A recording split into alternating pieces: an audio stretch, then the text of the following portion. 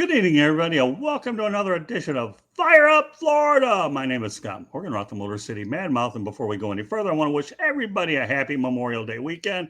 Why are we doing a show on Memorial Day weekend? Because we're all insane, but we feel it's our responsibility to entertain you, so let the insanity continue. With that said, we're going to hear, and before I go any further, though, I want to just let everybody know that Fire Up Florida will have a new date beginning on June 6th. We're going to be doing it on Monday night. So for all you folks that are looking to do stuff on the weekend, don't worry, we're not getting in your way. We're going to bother you at the beginning of the week, not at the end of the week. With that said, let's talk to my crew. Greg Fuchs, sports writer, South Florida Tribune. Welcome back, Greg. Good evening. Great to be here. And Mancini, my partner in crime, and the guy that can take all my abuse, but does a good job doing it. Mark, welcome back to the big show. Well, it's nice to see you and Greg. This is the show that's sweeping South Florida, man. Lock it down. It's the most must-see, must-hear radio show. No, it isn't. It's sweeping Florida. What are you, nuts? You already got your geography already messed up. It's not Fire Up South Florida. It's Fire Up Florida. Well, all right. I'm taking the whole thing. I'm not messing the South Florida Tribune, but I'm taking the whole thing, man. I want to bring everybody in here. Jacksonville. Oh, boy. All right. We got the man thinking. Or the Mancini thinking. So, anyway, just so you know, everybody, okay, if you're looking to find the broadcast, you can find it on the South Florida Tribune YouTube channel, or you can find it on Spreaker.com, iHeartRadio, or wherever you get your podcasts. With that said, the theme of tonight's broadcast happens to be Tampa Bay versus Miami. Oh, what took place between the two cities? Well, I'll tell you what, folks. There wasn't the Miami Dolphins and the Tampa Bay Buccaneers this past week when these two towns clashed. But here's what did go on, okay? The Florida Panthers were swept by the Tampa Bay Lightning, 4-0. The Florida Panthers only scored 3 goals in the entire series. Andrei Vasilevsky was outstanding and more or less outplayed Sergei Bobrovsky. Veterans Joe Thornton for the Panthers and Claude Giroux, their future is in flux. And I guess a lot of people are wondering where Andrew Burnett will coach next year.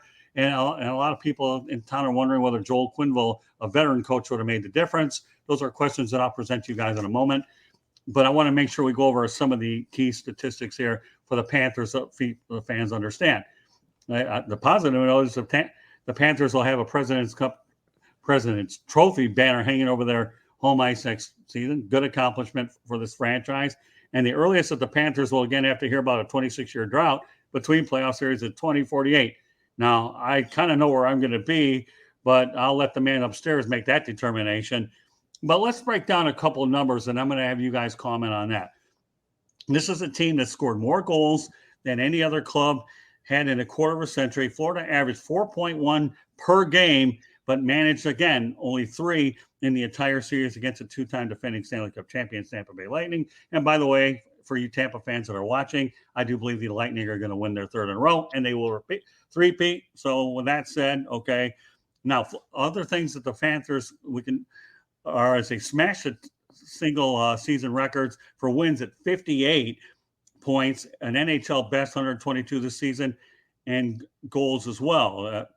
Plus, they got their first series win, as I alluded to, since 1996. Jonathan Huberdeau became the first Panthers player with a 100-point season, and the team went 37-0 at home. And obviously, they started the year with 8 consecutive wins and added a 13-game winning streak. Oh, they like a 30-game winning streak, but 13-game winning streak later in the year. So with that said, obviously we know that the Panthers need 16 games to obviously hoist the cup, and they were able to go ahead and manage to get 4. So, but when the goals came, okay, they were close to unbeatable. And, you're talking about 69-2 when they had 3 goals or more, 15-4 with 2 goals or less. They were only shut out once. The only problem is it happened to be on the last game of the year. So with that said, okay, Greg Fuchs, why don't you give us your take on what your thoughts about the Panther season? Yeah, I mean, watching the Panther playoffs this year reminds me of the old ABC Wide World of Sports when they had the line, the agony of defeat, because this was 4 games of agony for the Panther fans. And the most surprising thing to me is not that they lost to Tampa Bay, because Tampa's got a great team, experienced team, But the playoff series last year against Tampa was a fantastic series. Panthers took them 6 games.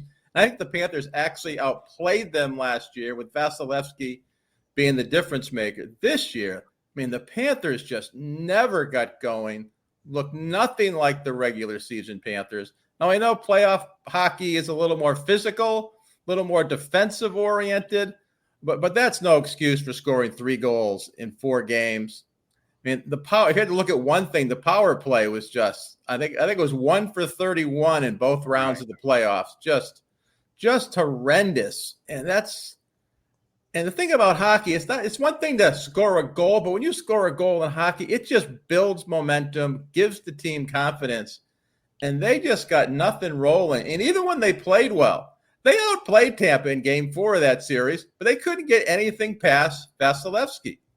And it seems like every time Tampa got an opportunity, they took advantage of it.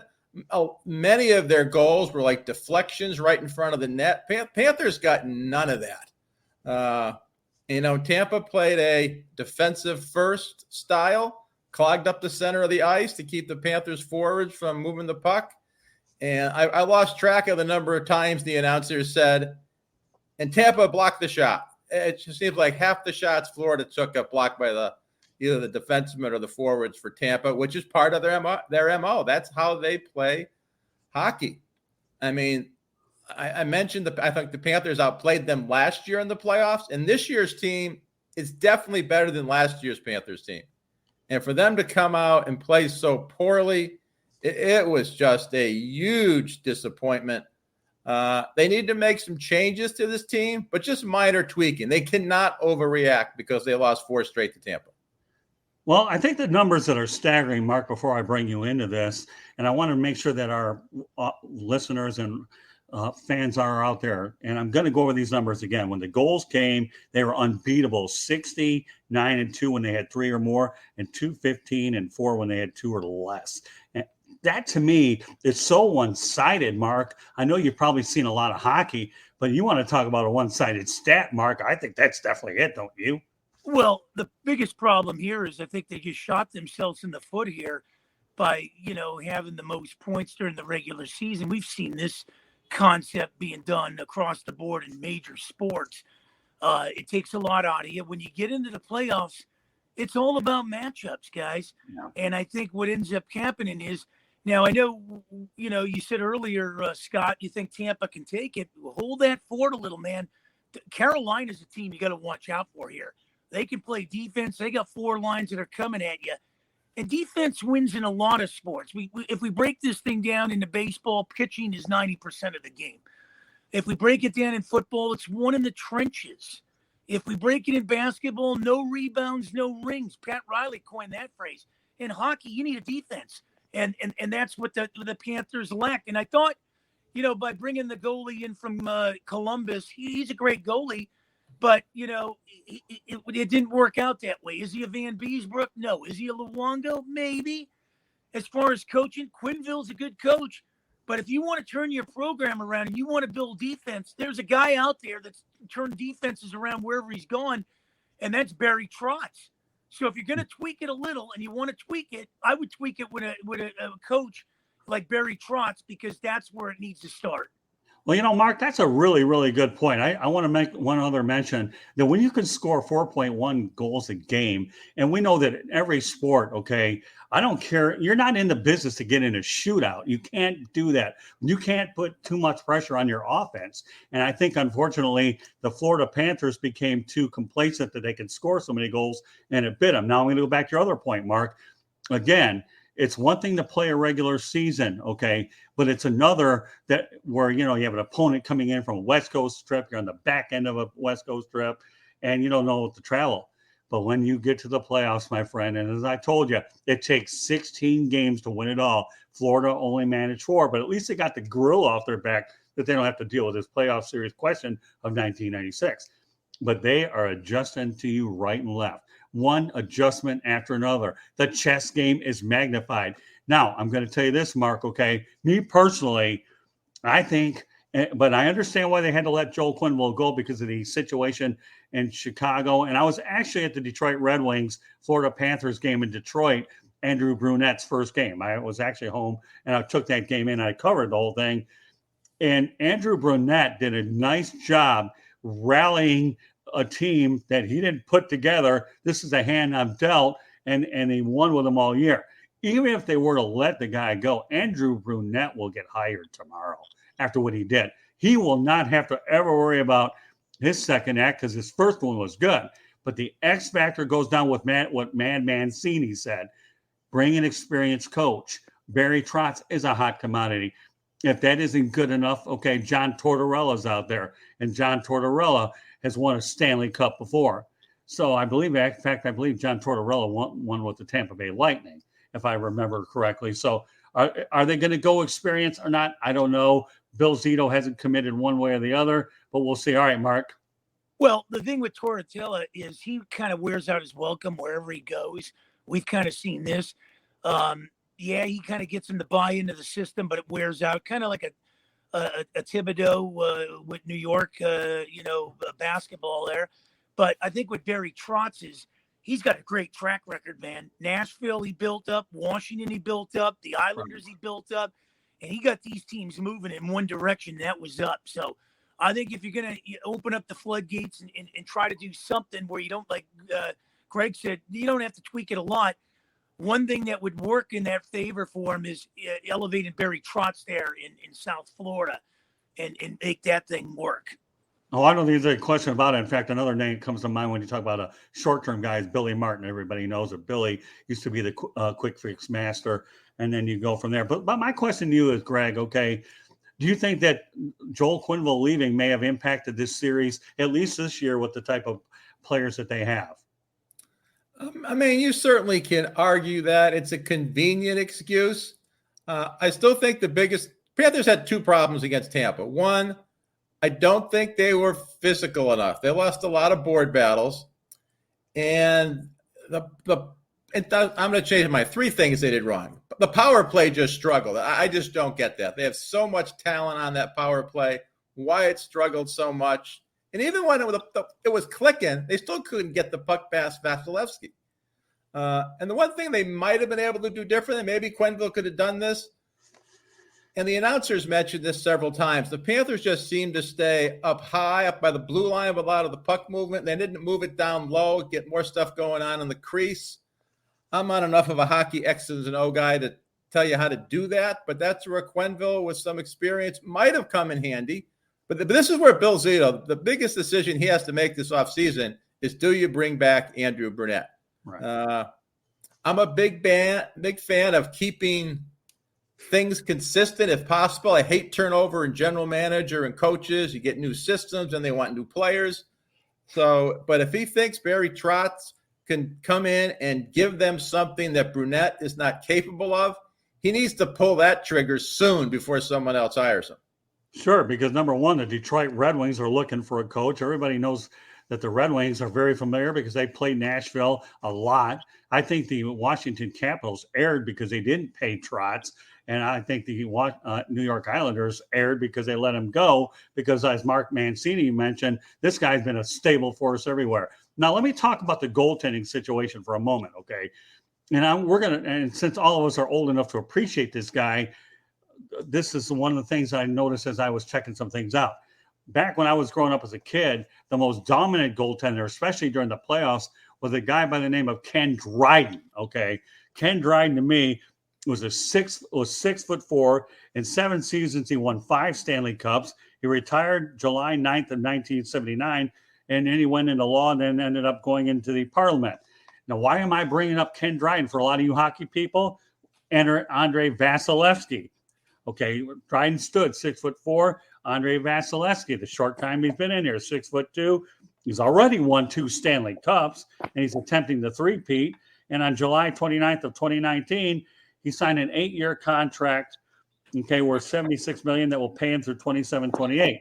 So if this is a reason, Panther fans, that you should get nervous, Andre Vasilevsky isn't leaving anytime soon because Tampa's locked him up. And I think for the Florida Panthers, they can only hope that after Bobrovsky's $10 million contract goes away, is Spencer Knight good enough to be able to take over? Now, I know that's a loaded question, so we're going to start with Mancini, okay? Do you remember Ken Dryden very much? Because the one thing about Ken Dryden I remember is he played in that Team Canada series against Russia in 1972, and his goaltending mate was Tony Esposito. Ken Dryden, to me, was, and he retired earlier because he wasn't getting paid enough money, and he ended up doing some unbelievable things. You talk about guys that left their sport early. We talk about Barry Sanders, Calvin Johnson, Jim Brown. Ken Dryden could actually be lumped into that discussion, but staying on point, Mark, what are your thoughts about Ken Dryden? And then I want you to make a legitimate comparison over to Vasilevsky. Well, when you think of the Montreal Canadiens, I know it's been a while since they won a cup. I think the last cup they won was when they beat the LA Kings with Patrick Waugh in the nets. But Montreal always has been solid with great goaltending there. Right. When you look at them and you go with Dryden and Milwaukee, Lafleur, the Flower, you had some Larry Robinson on defense. The Canadians were a bear to contend with. And, then here comes Patrick Waugh. Here comes Carey Price. I mean, when you look at goaltending, nobody beats the Montreal Canadiens. Right. As far as comparison, yeah, he's a great goalie, in Tampa, and he's got a great defense, great scores in front of him and everything. But when I look at goaltenders, you got to add another guy to this mix too, is Martin Brodeur, Billy Smith. Those are guys that were great goalies too. Billy Smith with the Islanders, Cups, Grant Fuhrer. Grant Fuhrer was another one. So, if I'm going to rate some of these guys, I'd probably go Dryden. You got Brodeur, Fuhrer, and Brodeur. But if you want to look at teams and you want to compare Tampa, if they get a third cup here, still, it'd be tough. And I love my Penguins. It'd be tough to compare anybody to those Edmonton Oiler teams or those New York Islander teams who were they were loaded like bear every year in and year out. Well, Patrick Waugh, to me, is unbelievable. And for a lot of Penguin fans watching the show, Marc-Andre Fleury wasn't bad either. Okay, so he's a pretty good goaltender, and I'm just putting it lightly. But when you talk about, and of course, Jacques Demers was the guy who coached the Canadiens to their last Stanley Cup in 1993. Canada's looking to get a representation, hopefully, with Edmonton Oilers. And a former Detroit Red Wing general manager, Ken Holland, is running the show over there. So, anytime you got a guy like Connor McDavid, you certainly give him a puncher's chance. But I don't want to look too ahead of myself. I want to stay on point. But the one thing we can all probably agree on that the Florida Panthers haven't found yet, and it's not easy for any team in playoff hockey to do it, is you have to have a goaltender that stands on their heels in the postseason to carry you to the cup. That's proven through the years that will never change. And we've seen that with all the goaltenders that we've mentioned. Greg, any thoughts on that?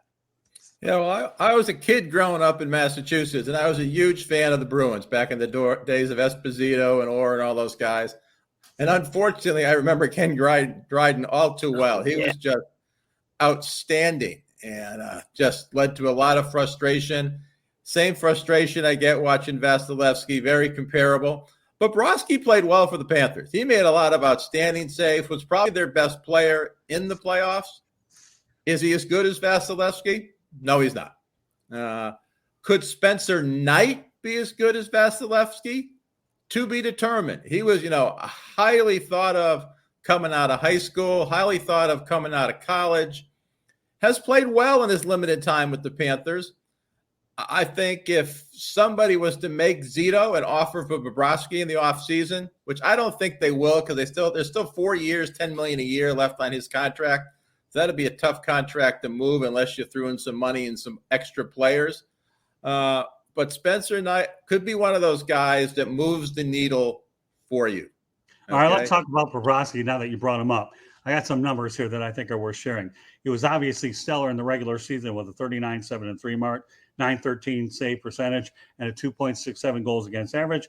His save percentage of .911 and goals against average 2.70 were basically the same in the playoffs. Unfortunately for Florida, they were 4-6 in the postseason, and of course, being swept the last four. So I think the numbers were actually better this year than they were in the past. And again, Sergei has at least a playoff series win. So if they ever lump him to a trivia question about who's the latest Panther goaltender to get a series win, at least Sergei's in that conversation. So I know we've talked a fair amount of hockey. I want to get to baseball a little bit, okay? And we're going to talk about the Miami Marlins and the Tampa Bay Rays, okay? They played a 2-game series out at Tropicana Field. I don't know if it was a bigger story of the week, whether the Marlins lost 2 games, but I'm going to go over a couple things anyway. But the NC Rays fans realize you're playing the Yankees, so I have a feeling your attendance figures going to be a little bit better this weekend than they were earlier in the week. But let's talk about the seriousness situation out in the Tampa Bay area in terms of stadium, okay? Now, obviously, the Marlins and the Rays, I'm not going to tell you that they're not Red Sox and Yankees. I get that, okay? But they are Sunshine State rivals anyhow. But in the 2 games that they faced one another during the week, the 4-0 loss by the Marlins to Tampa, 9,006 showed up at Tropicana Field. 7,520 showed up in a 5-4 loss to Tampa Bay. So the Marlins lost 2 games. And folks, if you're lottery players and you're looking for a 5-digit number, I'll give it to you. And all proceeds, just send them to southfloridatribune@gmail.com. And I don't give lottery advice a whole lot, but I'll at least go ahead and give you a 5-digit that you can play with. 16,526 is what you had for the combined total with the attendance there. Now, I want to set the stage a little bit here. First of all, the Tampa Bay fans know that the lease at Tropicana Field expires in 2027. You only got 4 or 5 years left to get a stadium, okay? So here's the situation, okay?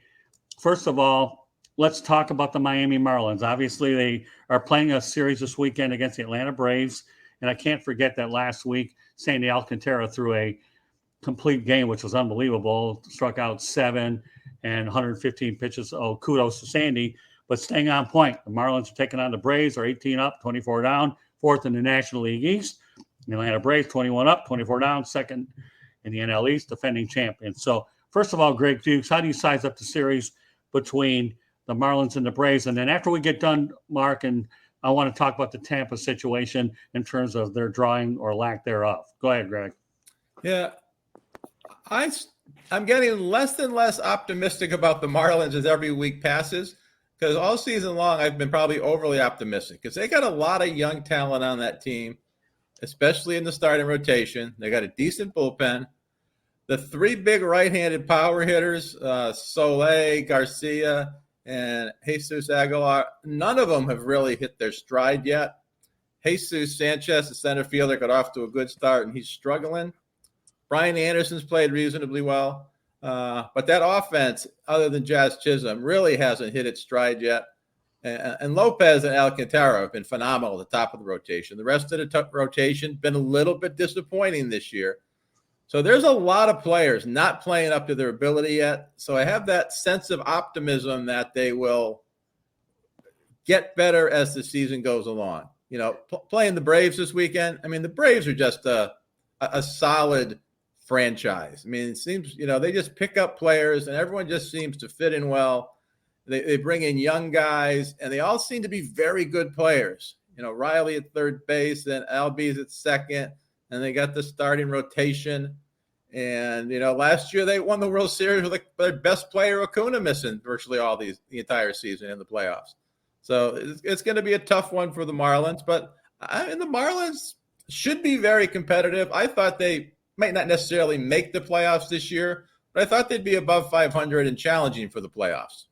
Well, I think they're lucky that they're earlier. And one thing I know that for a lot of you Yankee fans out there, I still feel that Don Mattingly is the right guy for the job. You know, I've worked with Don now the last couple of years, and Don not only is one of the nicest guys on the planet, but he's a good baseball mind as well. So Don Mattingly is not the problem with the Miami Marlins. Now, Max Meyer obviously is a guy to look forward to pitching-wise down the road. And Sixto Sanchez, if he ever gets right medically, he'll be a stud as well. So they've got some arms. So the question is, as I've been saying week in and week out, Mark, okay, on the show with Bruce Kessinger, which, by the way, I should give a little promo that I enjoy going on Bruce Kessinger's show at noon Eastern time on Saturday.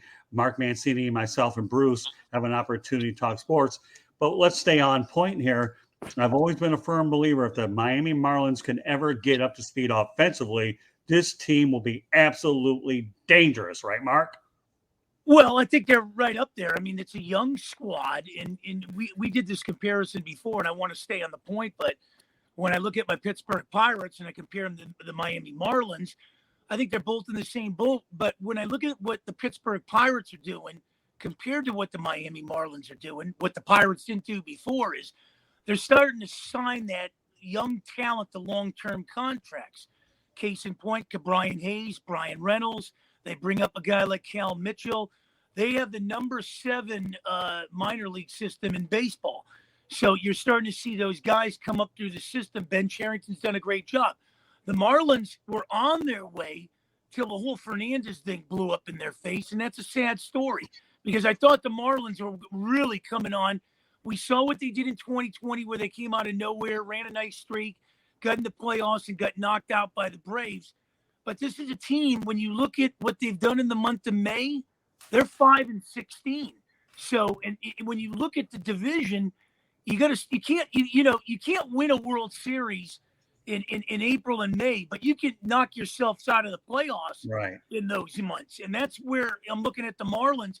You start falling behind 500, then you got to say to yourself, okay, what do we go in the next 20 games? What do we got to do this? We're not even near the halfway point, but you start getting in the dog days of July when humidity is a big factor in Miami and stuff, and these guys are drained and making up games that were pushed back a week and stuff. You're looking up at the Mets who are just running away with that now, and now they've got 2 horses out. If those Met pitchers can't sustain with those 2 guys out, what can the Phillies do? The Phillies don't even have a bullpen. The Braves are the back, the defending world champs. So that leaves the Marlins and the Nationals, and we know what's going on in Washington. They're going to have a fire sale, and it's going to look like the Cincinnati Reds. But yeah, I should point something about Sandy Alcantara. They did sign him to a contract extension in the offseason. I believe it was like 4 years, $56 million, I believe. I think the numbers are right. Over $50 million. And what was so nice about last Sunday's game, though, Mark and Greg, is the opportunity to see a complete game. My God, those things they used to be the norm. Now they're exception to the norm. So I was glad that Don Mattingly allowed him to go ahead and finish the game. And more importantly, in that contest, Sandy Alcantara gave up 3 unearned runs. That game, Jesus Aguilar dropped a routine foul ball that obviously resulted in 2 runs later on. Of course, there's a 3-base error that factored into it. So, again, I do believe that the Marlins have a good nucleus to work with, but at some point or another, these marginal hitters have got to wake up. They really do, in order to give them a puncher's chance. Greg, obviously, we both live down here. Any other thoughts about the Marlins before? Well, Rays. All right, Mark, go ahead. To feed off what you were saying with the attendance factors and nobody drawn, geez, I might have to go to Tampa to get a foul ball.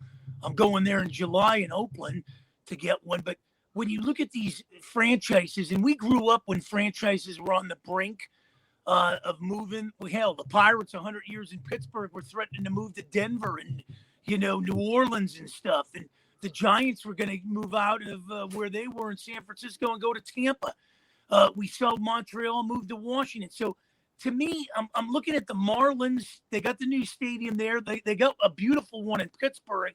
I know we've had a little bit of attendance problems, 13,000 the other day in an afternoon game against the Rockies. But when I look at Tampa and Oakland, I'm saying to myself, fast forward this now to where we are now, to where we started. We were hearing movement in the 80s and stuff. Why are we having this conversation now as we're going into 2023 about Tampa and Oakland? Where are these teams going to be playing? It's ridiculous.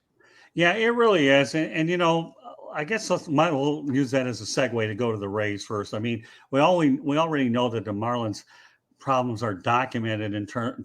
They're pretty old, that they need offense. Okay, that's given. We know their pitching staff. And actually, for the Atlanta game on Sunday, they drew over 17,000, which was a little better than most. Then again, on Sunday, you should draw pretty well anyhow. But getting back to your point, Mark, okay, here's what you've got in Tampa. The Tampa Bay Rays, year in and year out, to me, develop players like no other team I've ever seen. They continuously have winning seasons. They have unquestionably one of the best managers in baseball in Kevin Cash. He continues to do a lot with the resources that they have. Both of these franchises have some of the lowest payroll out there. But what are the Tampa Bay Rays doing? To me, they're actually magicians when it comes to, I consider them the David Copperfield of baseball. When you say abracadabra, alakazam, and we end up making wins appear, and you wonder how the heck are they doing it? But the saddest part about the whole thing is this, okay? No matter how good that team is, okay, that place in St. Petersburg, Tropicana Field, and I've been there, seen a few games there. It's an interesting looking stadium, and they continue to have sparse crowds because obviously, if you've driven down 275, the Howard Franklin Freeway out there, it's just gaudy with the from when they need a stadium in Hillsborough County. I don't care what St. Petersburg thinks they're going to do to offer them another. No, all these successful franchises in the Tampa Bay area, by the way, folks, reside in Hillsborough County. Many years ago, I'll never forget, the Tampa tried to put a stadium adjacent to Al Lopez Field by Tampa Stadium. Didn't work out. St. Petersburg built their stadium. Tampa said, the heck with them. We'll just let them go there. We all know how that's worked out. Tampa needs to get a stadium, and that thing has to be in Hillsborough County. And I'll tell you another thing. I do believe in my mind, being a University of South Florida graduate and a former Tampa resident, and I can speak from experience, okay, Major League Baseball can succeed in Tampa. I don't care what anybody says. Hockey's doing all right. The Buccaneers are doing all right. There's no reason why the Rays can't do well, especially with the success that they're having.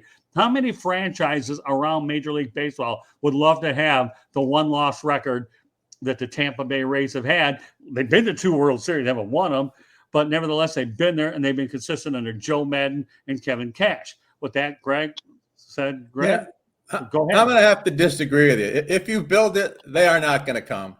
I mean, the Rays have had an exciting young team for the last 5 years, very competitive in the playoffs, and the people still don't show up. So I can't imagine the city or the owners are going to – what's it cost to build a stadium these days, $1 billion or something crazy? I mean, to me, that's not a wise investment. I mean, the Marlins have a new stadium, and they're not drawing any better. They haven't been as competitive as the Rays. Come on, Greg, where did they put it? I would move the Rays franchise. Well, okay, but let's have a conversation here, okay? You say that the Marlins, that's a beautiful stadium. The problem is Little Havana was the best deal that they could make, and that's why they put it on the old Orange Bowl site. Unless you've lived in the Tampa Bay area, okay, I know from, I'm not trying to say you're wrong, Greg. Everybody has an opinion, and I certainly respect anybody that wants to offer that opinion because we all have them, okay? But Hillsborough County will support. Just the problem is in Pinellas County, if you've ever driven to St. Petersburg and you've driven across that traffic, that's awful. Obviously we know stadiums are expensive, but I do believe that Hillsborough County is a ticket if they're going to keep it. And that sister city idea that they were even screwing around with between Montreal and Tampa was absurd. So with that said, Mark, go ahead. You see, well, here's where I'm going to go because this is what I like about a show. You start bringing the dynamite kegs, you light them up. I'm going to side with Greg a little on this, Scott. And, this is the great thing about doing these shows. You just lay it wherever it goes. But let me break some things down here. When you look at Pittsburgh's a football town.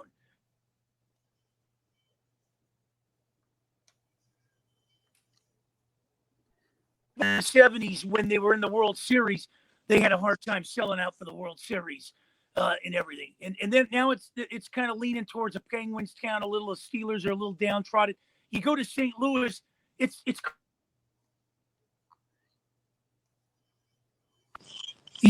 that's where it is. The Rams couldn't do nothing there. The Blues are hanging in there. I don't know what the thing is in Tampa, but I will tell you in Miami, being there once, it seems like it's a football town. The Dolphins dominate. The Heat been struggling here, drawing. Now they're back in the mix here. The Panthers, the East Coast Seaboard would come down there. The Ranger Bruin fans or whatever would come and flood that. The Marlins can't draw. So I think when you look at this geographically, even out here in Los Angeles, it doesn't matter if the Kings win 5 Stanley Cups. They're not going to be in the same favor as the Lakers. Well, we all know that South Florida is an interesting town. And Greg, I don't know what the deal is in Tampa. Maybe they're in love with the Buccaneers right now, or the Lightning and the Rays. But the Rays have been downtrodden for years with fan attendance. Well, again, I'm going to reiterate my position. I don't care if it's 2-on-1 or 5-on-1. Or a good show earlier in the week where I had 3 people ganging up on me about combined no-hitters in the league. Ladders, tables, and chairs, brother. Oh, I don't care. It don't matter to me. I still believe, and one thing I have over both of you guys, and I'm not trying to sit here and toot my horn, but I will a little, is I've lived in both areas. You guys haven't, Okay. I being a former Tampa resident in South Florida, I can tell you right now that if you guys want to take a ride down 275 out in Tampa across the Howard Franklin Bridge, do that. I will make a reference to my father-in-law, okay, Fred Ebling, okay? And when you wonder, why are you bringing him into this whole thing?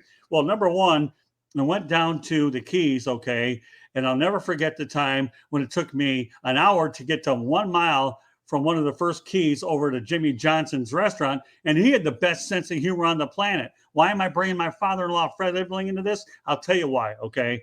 Here's the deal, okay? If I had my father-in-law on 275 South on the Howard Franklin Bridge for every stinking traffic jam I'd have from Tampa to St. Petersburg, I'll tell you what, he would get a hero's worship for taking that drive with me because he tolerated the longest 1 mile drive I've ever had in my 59 and a half years on the planet. So I'll say this, and you guys can hammer me all day long. I don't care. I love it, okay?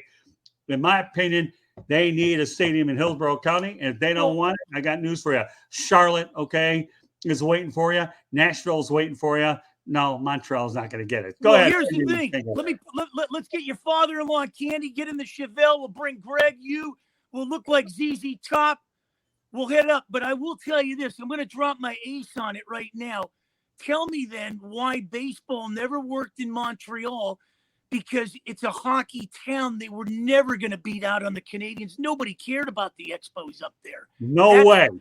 I'm interrupting you on this one, and I don't care what you have to say. Now, my uncle Ernie Harwell, and I have a good uncle in Ernie Harwell, and I talked about the same subject, okay? The only reason baseball went down the drain in Montreal is a 1994 strike when they were well on their way to a World Series. That killed baseball in Montreal. I really believe it. I will say that till I can't talk again. And I don't care how loud I am. Give me 5 2-liter Mountain Dew. Greg, I'm tagging you in, baby. Yeah, but here's the deal. The reason why baseball went downhill in Montreal is a 1994 player strike when they had the best record in baseball. And they were well on their way to taking on the New York Yankees. So the 1994 baseball labor situation destroyed a lot of things. Not only did it destroy baseball, it killed baseball in Montreal. I think if Montreal ever built the stadium, the Expos back then, though, they had some great teams. They did. A lot of talent. Exactly. And I remember that 94 season. They could have very well won the World Series that year. But to blame their failure in Montreal in one season, I think is a little No. Here's the thing, guys. Here's the thing. The stadium was an issue. Right. Olympic Stadium was a joke. Before that, they played at Jerry Park. Right. But you're talking about trying to compare a team that's been there. I think they came in 69, if I'm not mistaken. Right. How the hell can you compare this team coming in there when the Montreal Canadiens won over 20 cups? You Big can't. Deal. So what? Big deal, Mancini. Wait a minute. Wait. I don't care what you've got to say there. They had a heck of a lot of great players there. All I'm saying is it's a hockey town, and baseball's hard to compete in Montreal. Well, we all know that Montreal is a hockey town. Even though they won it in 93. The seasons don't overlap for 4 or 5 months. Greg, just a minute. My co-host Eric Katz, okay, calls Olympic Stadium a concrete dump. What more do you need to say? They needed a brand new stadium. Unfortunately, the 94 strike killed it. Okay, Greg, go ahead. Man, I think we're overstating the benefit of a nice stadium. I mean, I'm an Orioles fan. One of the best stadiums in baseball. And how's the Oriole attendance been the last 5-10 years? Because they've had crappy teams. Has not been good at all. I just interviewed a former Oriole announcer, and you're right. The Orioles they've struggled of late, but you know what? They're in the same predicament as, when they're looking up at the Yankees and the Red Sox. But I just think it's a bad farm system for them to a certain extent. How does a team like this from the 70s, when they dominated, going into the 80s, and all of a sudden, the last few years, when was the last time the Orioles have done something? It's like my Pirates. Well, there you go. So you just made my next point, Mark. Okay, Greg, if you go out there and start fielding indigent teams all the time, how do you expect the attendance to be? At some point or another, people get sick and tired of losing. And here, I'll even add another thing. Okay, Mark. Okay. Not only if they're bad teams, but what does it cost to go to a game these days? So you talk about what people are paying out of their pocket for bad baseball. If you want bad baseball, go to a darn AAA game, for God's sake. They're a heck of a lot less than they are for Major League Baseball version of AAA baseball. So what do you expect for attendance? But the Orioles aren't. There's not an attendance problem with the Orioles, like there was maybe in Memorial Stadium there was. But when I'm looking at the Rays on a consistent thing, when I'm looking at the A's on a consistent thing, year in and year out, if you look at across the board, it kind of reminds me of the National Hockey League in the 70s. 4,000 were in the Civic Arena watching the Penguins, or 4,000 were at the Fabulous Forum watching the Kings. That's what you got attendance coming on these days with Tampa and Oakland. And they're proud franchises, but they're franchises where people are spending their money in other places there in Tampa. Yeah, but you know what, though? Yes and no. Okay. We realize that Tampa Bay Lightning, to me, their success is unbelievable thanks to Steve Yzerman turning it around, and they built themselves a juggernaut. I've always thought that Florida Panthers are a Tampa Bay Lightning wannabe. Sorry, Panthers fans, but that's how it is. Look at the success on the ice and look at the way they're packing the place, okay? And I'm not going to dispute the fact that Montreal is a hockey town, but let's face it, okay? You can have a summer sport and you can have a winter sport, and so there's enough money to go around in a major market like Montreal. That comes down to the fact it's a bad stadium, and they had a lot of good players that have gone through the years. So, but I like this spiritable, energizing debate that you're going to bring your Pittsburgh Pirates, who by the way had 20 years in a row where they ended up having losing seasons. Yeah. And I know Mrs. Roberto Clemente was glad it wasn't 21, or it would have taken her husband's number and made it look a lot worse than it was. I'm very familiar with the baseball history, but the reality is this, and I know the Miami Marlins, when they won the World Series over at Joe Robbie Stadium, wherever you call it, they put 50, 60,000 people in there. So, and we all know that South Florida is a winner. We don't support town. That's evident here. Anybody that's lived in the area realize that they're all fair weather fans. And yes, okay, I'll go back on your point, Mark. Okay, that you go out there and you have warm weather climates, there's more things to do. I get that. That factors in. But you know what? If you do build it, they come, and people are looking for comfortable amenities is what they're looking to do. And right now, in the case of Oakland and Tampa, you don't have either of them. They're bad stadiums. And the reason Montreal doesn't have a team, and who knows if they ever will get one, is you need to put together a suitable facility to make it worthwhile. So, I agree you have to have a nicer stadium than you got in Oakland and in Tampa. But you're not going to go from 8,000 fans a game to 30,000 fans a game just because you got a better stadium. No, in year one you do. But you need to be competitive. You need to have a nice stadium. And I'm still not convinced if you have both of those in Tampa, they're going to draw fans. Because they've been very great teams the last 5 years, and they haven't drawn fans. I don't know why. Maybe it's, one of the challenges of teams in South Florida baseball-wise. You got a lot of people from the Midwest and Northeast down here, and they're not going to change their allegiances from the Cardinals, the Cubs, the Yankees, and the Mets. Yeah, but set your standards a certain way, Greg, okay? You don't have to put 30,000 in, but I'll settle for 20. Okay, so put 15, 20,000, and at least your nut goes up a little bit better. Anything's an improvement over where they've got. Right. Go ahead, Mark. Well, here's the thing. So if you're in a division where you're going to get them big congregations of fan bases coming from Boston and New York in the American League East, if you see it when you're with the Tampa Bay Lightning there, where everybody comes down because you guys play the Rangers and Bruins more than the out here where those teams come out here once pretty much.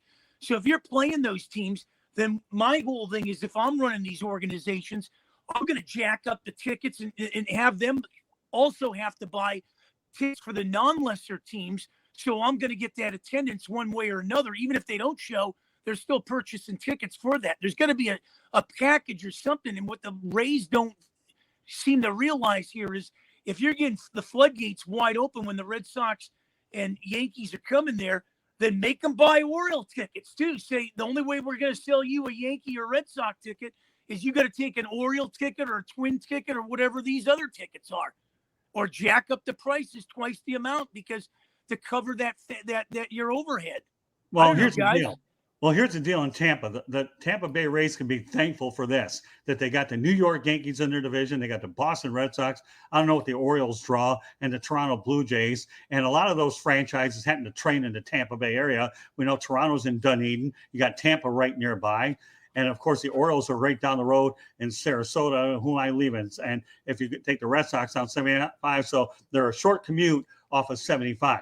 So I realize we're not in the ticket business a bunch in there. And I only wonder what the Rays are going to be like when the schedule changes next year and you start to have more of a balanced schedule. That'll be for another show altogether. But the reality of the situation is to me, I don't think the Mets are as big a draw as the Yankees. All I had to do was tell you that last year when I saw the Yankees and the Marlins play, don't tell me that those tickets didn't spike. And once upon a time, the Yankees played down here in Fort Lauderdale. So the Yankees are a draw. So the Tampa Bay Rays can be thankful that the Yankees are in their division and they're in Tampa, and at least those people can look for it. Go ahead, Mark. Well, let me ask you. I remember covering the Chargers, and if the Raider fans came down there to try to buy tickets, they weren't just getting Raider tickets. They had to buy a package to include that Raider game. Yeah, I know. So many packages. That same thing is going to happen. The same thing can happen in Pittsburgh right now.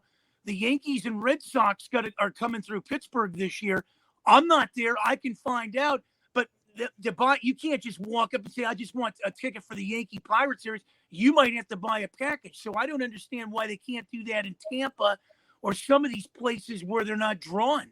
Well, it just depends on the market. Number one, you couldn't give tickets away at Tampa if you tried anyways. You can't. You're drawing so poorly to begin with. What makes you think you're going to give them away? I wouldn't take a ticket if I had to travel against a Howard Franklin Bridge in 275. So I guess it'll be the sticking point of the show, folks. If you're ever in Tampa, stay the heck off 275, the Howard Franklin Bridge, if you want to live to see another day, because that is awful. With that said, okay, you're listening and watching Fire Up Florida. My name is Scott Morganroth, Motor City Madmouth. Please be joined by Madman Mark Mancini, Greg Fuchs, having a very energized Memorial Day spiritable debate, whatever, call it you want. We're talking hockey, we're talking baseball, and any feedback, we encourage you to go out there and send it at southfloridatribune@gmail.com.